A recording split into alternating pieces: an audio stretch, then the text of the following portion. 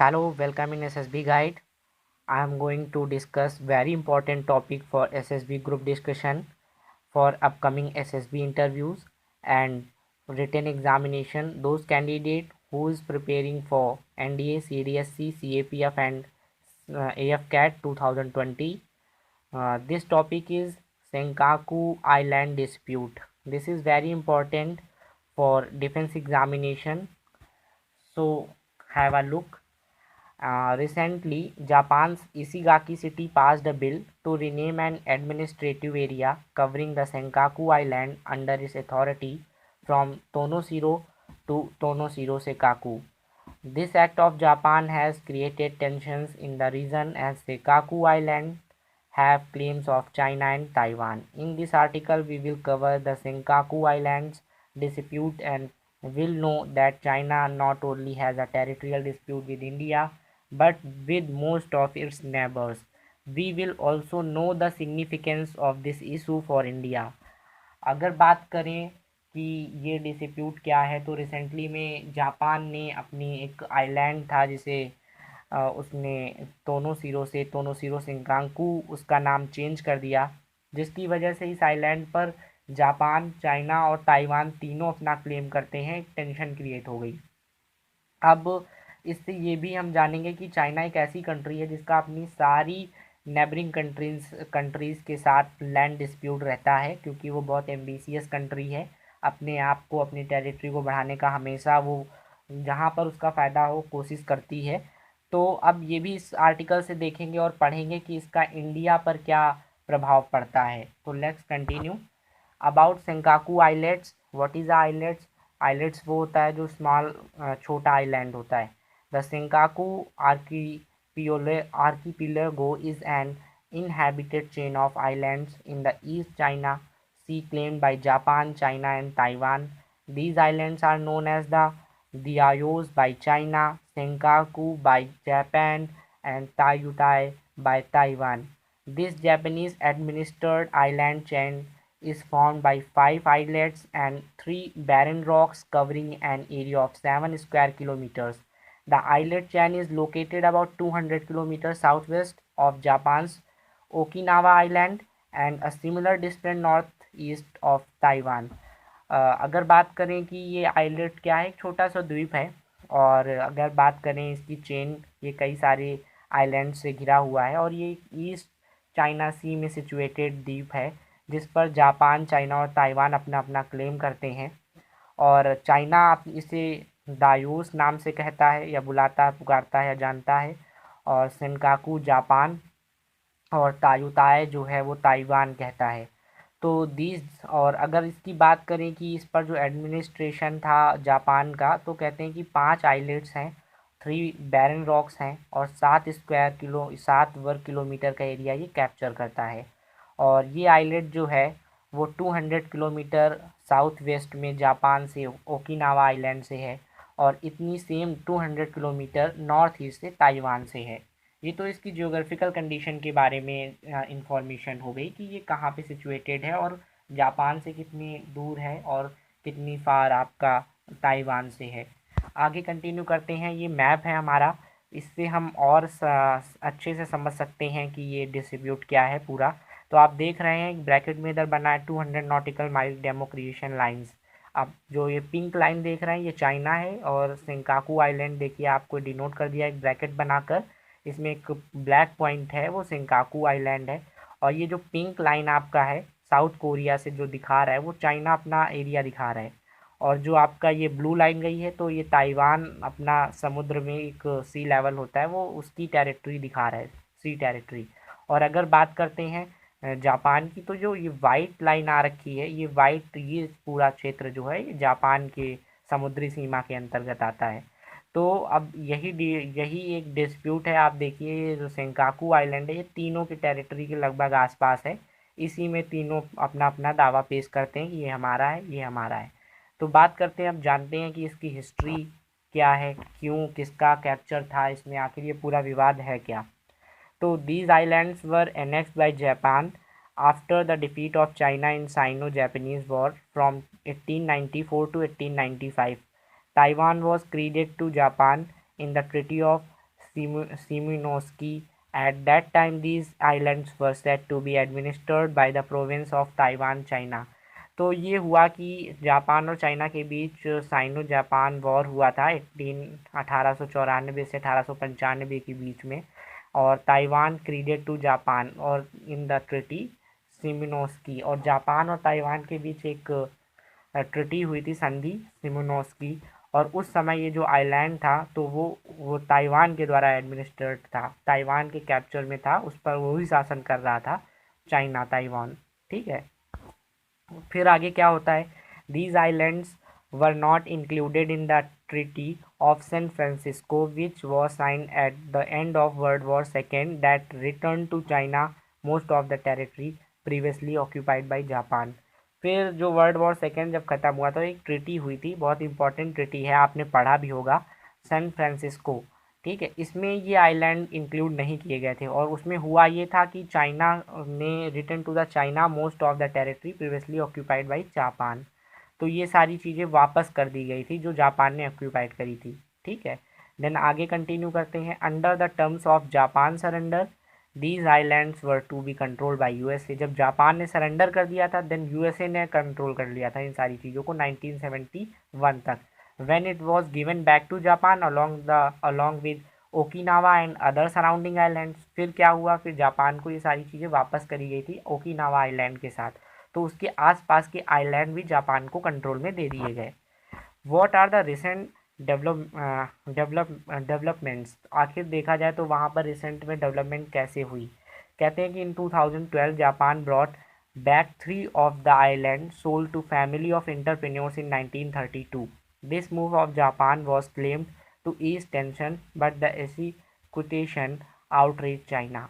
हुआ ये कि 2012 में जापान ने क्या किया, फिर से आइलैंड को वापस पाया था। उसके पहले उसने 1932 में एंटरप्रेन्योर्स की एक फैमिली थी उसको सोल्ड कर दिया था ये हमारा ये जो आइलैंड था, और इसी मूव की वजह से टेंशन क्रिएट हो गई चाइना के बीच। तो demonstration happen in China against Japan by targeting Japanese product and outlet. तो चाइना ने जापान का विरोध कर दिया, उनके प्रोडक्ट और आउटलेट्स जो थे उनको लेने से मना कर दिया। और thousands of protesters laid siege of to the embassy of Japan located in Beijing. China's coast guard increased its presence in water near the island. Japan also scrambled its jet in China's attempt to violate its sovereignty। फिर क्या हुआ, protest होने लगे, protest होने के बाद जो Beijing में जापान की एम्बेसी थी चाइनीज़ ने उनको सीज कर दिया, और फिर चाइना ने अपनी कोस्ट गार्ड की प्रेजेंस को इस आइलैंड के पास बढ़ा दिया, जिसकी वजह से जापान ने भी अपने जेट्स लगा दिए अपनी संप्रभुता को बचाने के लिए।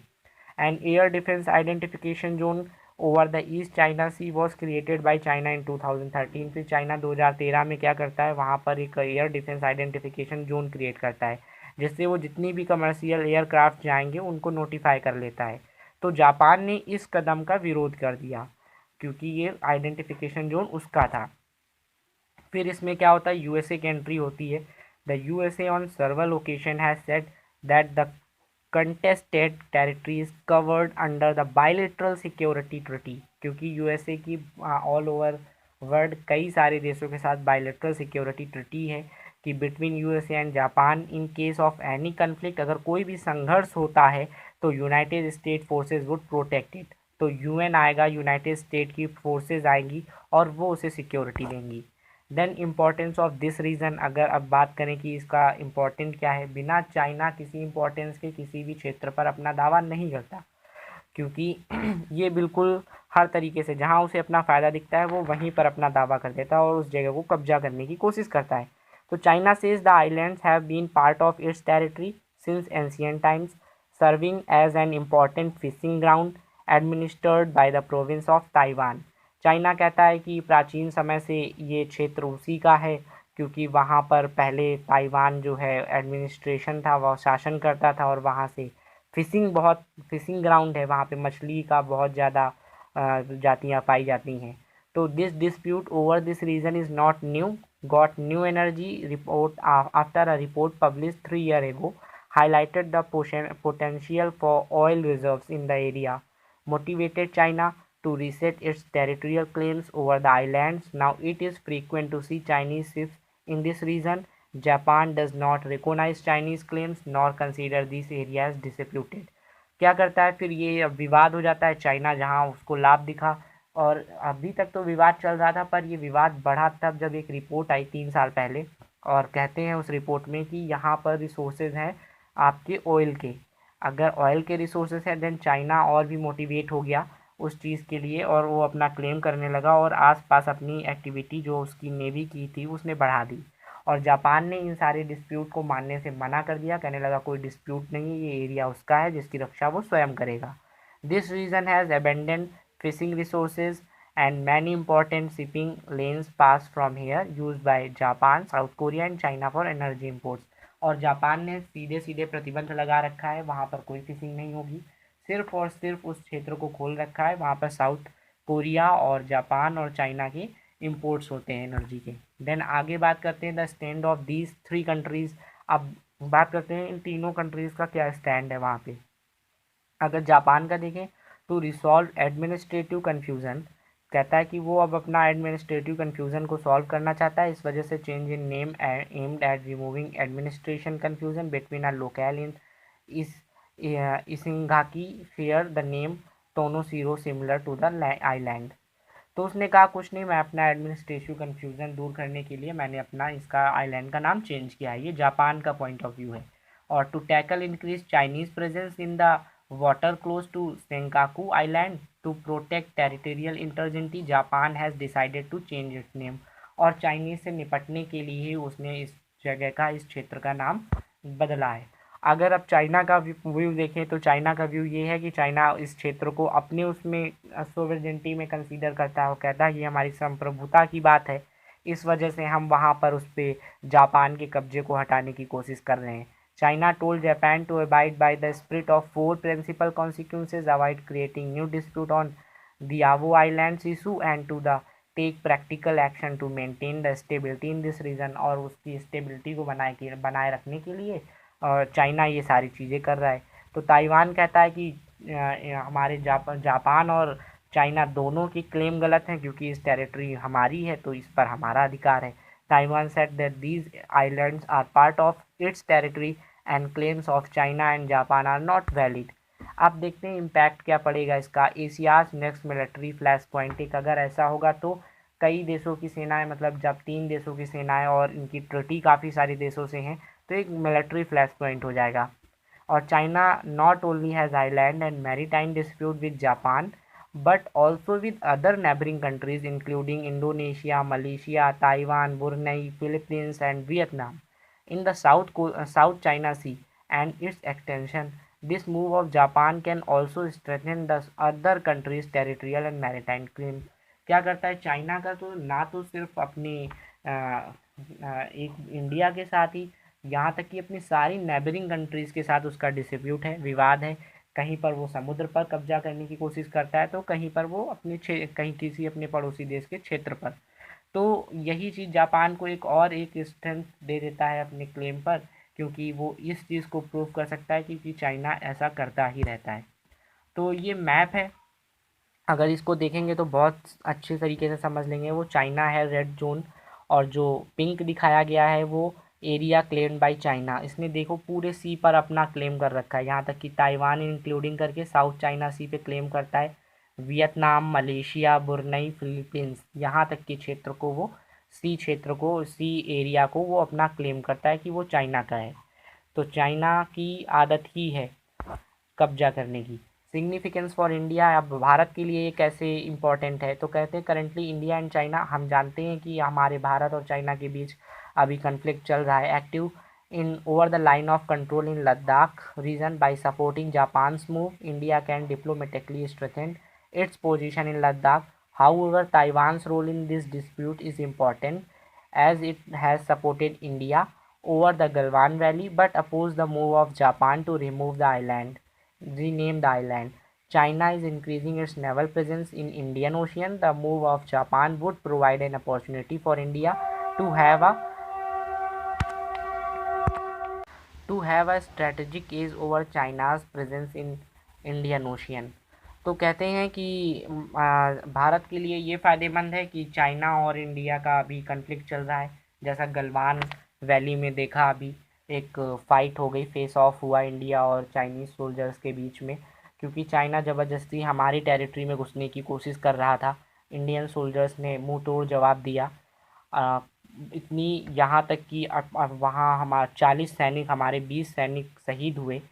फिर भी हमारे सैनिकों ने बहुत ही हिम्मत और बहादुरी के साथ, जैसा कि एज़ यूजुअल हमारी सेना बहुत स्ट्रांग है, 15 ऐसे सैनिक थे चाइना के जिनकी गर्दन तोड़ दी और चाइना को पीछे हटना पड़ा और 40 सैनिक उनके शहीद हुए। तो कैजुअल्टी तो हुई, पर चाइना की आदत ही है कन्फ्लिक्ट और विवाद करने की।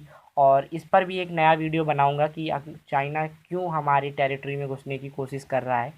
और बहुत सारी वीडियो ऐसे भी आप देख रहे होंगे सोशल मीडिया पर भी और न्यूज़ चैनल पर भी, टीआरपी की कंपैरिजन कर रहे हैं Indian army, Indian defence system और एयरफोर्स और नेवी को चाइनीज़ चाइनीज़ आर्मी से। अब पर आप ये समझने की कोशिश करिए, एक सिंपल सी चीज़ है कि चाइना अपनी सारी फोर्सेस या सारी अपने आर्म्स का यूज़ इंडिया के ख़िलाफ़ नहीं कर सकता, क्योंकि वो चारों तरफ से अपनी नेबरिंग कंट्रीज से घिरा है और सबके साथ उसका कहीं ना कहीं डिस्प्यूट है। अगर कहीं से वो अपनी फोर्सेस हटाएगा तो वहीं से उस पर अटैक होगा और चाइना ख़त्म हो जाएगा। तो इंडियन आर्मी बहुत स्ट्रांग है एज़ यूजुअल, और जियोग्राफिकल कंडीशन ऐसी है कि चाइनीज़ आर्मी रिएक्ट नहीं, रिटेलिएट नहीं कर पाएगी जितनी जल्दी Indian air force, Indian army, Indian navy retaliate करेगी। और इंडियन आर्मी, हमारे जवान इतने ट्रेंड हैं माउंटेन्स पे कि वो ऑन द स्पॉट अगर कुछ भी होता है तो चाइना के अंदर घुसकर यहाँ तक कि अपनी टेरिटरी को बचाना नहीं, अक्साई चीन जो हमारे भारत का ही इलाका है उसको भी अपनी टेरिटरी में मिला लेगा। तो बिल्कुल आप इन फेक न्यूज़ पे बिलीव मत करें और आगे बढ़ते रहें, अभी वॉर नहीं होने वाली। ठीक है, अगर अब ऐसे कहते हैं कि अपने टॉपिक पे कंटिन्यू करते हैं कि strengthen its position on Ladakh, तो हमारे इंडिया को ये फ़ायदा है कि जापान ने सपोर्ट किया ही एज़ यूजुअल, अमेरिका ने भी सपोर्ट किया है और ताइवान ने भी हमारा सपोर्ट किया है। पर ताइवान ने इस अगर डिस्प्यूट की बात करें तो उसने जापान के इस स्टेप का अपोज़ किया है, जो उसने रीनेम किया उस चीज़ को, उस आइलैंड को। और इस वजह से हमारे क्लेम को भी थोड़ा सा मजबूती मिलती है। एज़ यूज़ुअल हमारे पास सारे डॉक्यूमेंट हैं कि किस तरीके से क्या चीज़ लीगली और डिप्लोमेटिकली अगर देखें तो ग्लोबली इंडिया की पोजीशन बहुत अच्छी है, इंक्लूडिंग रशिया। अगर ऑल ओवर महाशक्तियों में बात करें तो अब हिंदुस्तान की भी एक अच्छी इमेज है और एक पावर है जो आंखों में आंखें डालकर, जैसे कि हमारे पीएम ने कहा, बात कर सकता है। तो आंखों में आंखें डाल करनी, आंखों में आंखें डालकर आंखें निकालने की ताकत इंडिया के पास है। तो अब ख़त्म करते हैं इस वीडियो को और अभी कंटिन्यू करेंगे ऐसे ही इम्पोर्टेंट टॉपिक्स जिन पर डिस्कस करेंगे और समझने की कोशिश करेंगे, जिससे आपका एग्ज़ाम आसान हो सके और आप अच्छे से परफॉर्म कर सकें अपने ग्रुप डिस्कशन में भी, अपने एसएसबी इंटरव्यूज़, क्योंकि अभी आपकी एग्ज़ामिनेशन और एसएसबी दोनों कंटिन्यू होने वाली है।